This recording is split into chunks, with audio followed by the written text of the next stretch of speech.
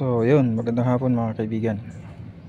Dito mapapakamot kasi hindi makate. Ayan, nagpalit na ako ng pressure flywheel at isang set yan, pressure plate at saka yung lining. So nung kinakabit ko to, napansin ko na kumakalog yan. May play. Ayan, diba? Paano ba makikita yan? Yan.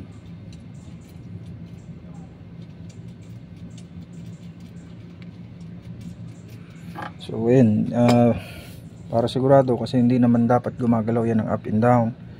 So yung pabante tsaka yung patras pabante dapat okay lang kung may clearance na konti.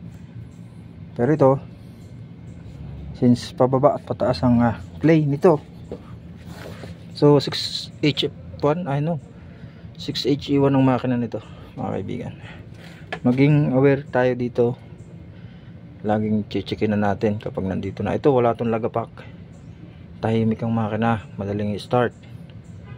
Pero ito, tinanggal ko na yung oil pan, ito na ang nangyari. Yan, kita nyo yung back na yan. Yan, yan, putol.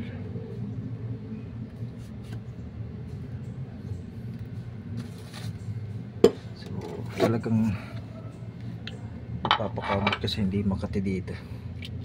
Ayan, putol yan guys. So yun, no choice. Ito ang tunay na change all. So yun lang. Keep safe sa lahat ng mekaniko sa buong Pilipinas. Magandang hapon sa inyong lahat. Alright.